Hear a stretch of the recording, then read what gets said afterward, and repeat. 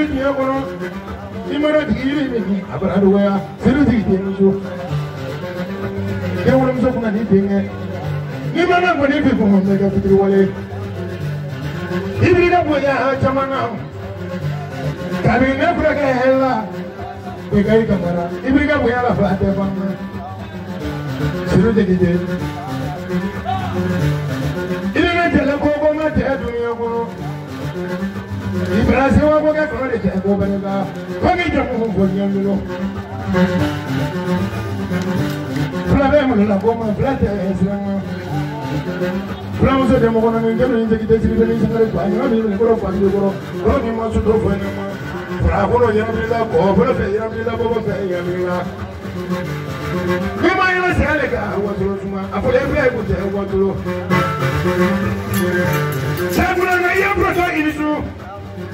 Ko na ya mo ni mo ni wala.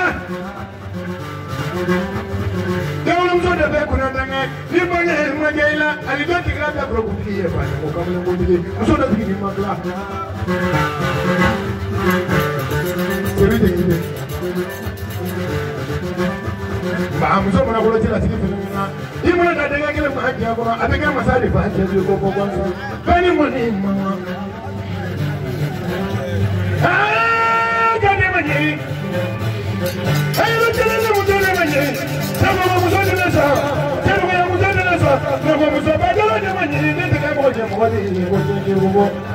Celui de l'idée qui m'a demandé, il m'a demandé.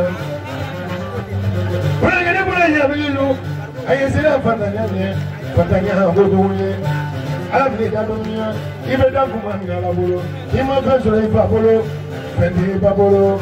Adadi na mo ebulo inyalo eboyo ngoni doyi mo bi ba bo ila doyi da ke ta bo ila doyi abiyo matala ita de ka kuna bridi ko sama mo ngesi ke doyi fata ya moni fata ti da ko si dia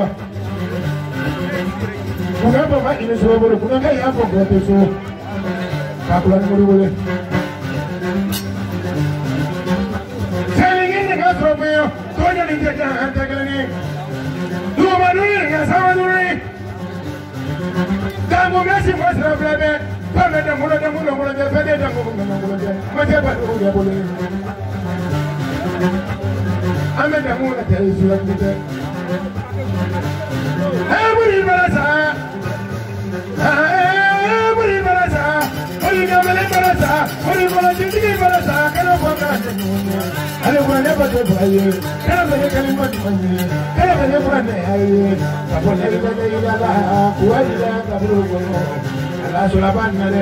So de la de de. Siru de ite di ya. Iga broka ya ba ki danya de ko sa. Beni ko ni mo ne. Tu ma ni sa mo do. Mo ko ne mo mo ne. So so ba ni ne mo. Tu ko yo ni de ko ni ba. E mo mo dra ko ne. Siru de ite. Dia no le se de que mo su go be de la bo.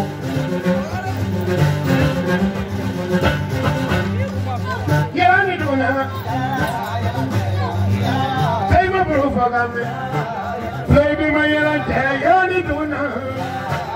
Si de se no la su ba se su mo. Baby ma ya ni ma do ga me.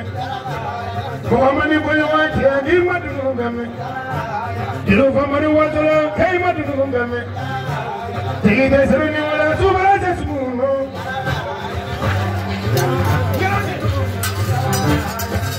Inge bilan huyani ay ma dunu ngame so fagina lo tayani tunna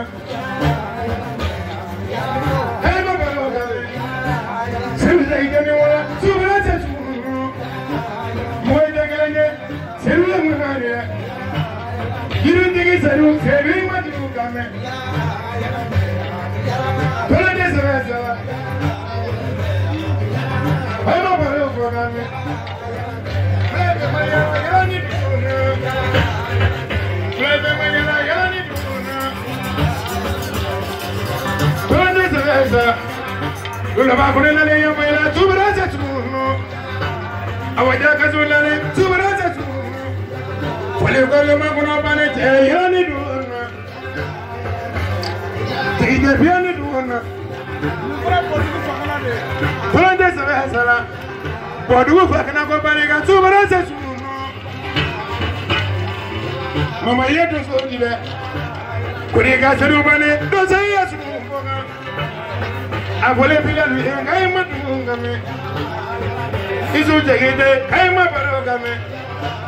Tuloni se adagala do sai ya su mbonga. Seru ya mana yele. Mama dengane wala tu bara se su mbonga. Do sai ya su mbonga. Marina dia tu mbonga.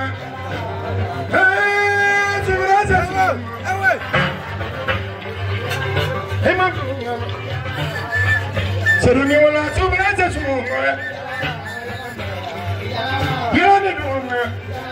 Ko ma yela tro fo ma nganduma.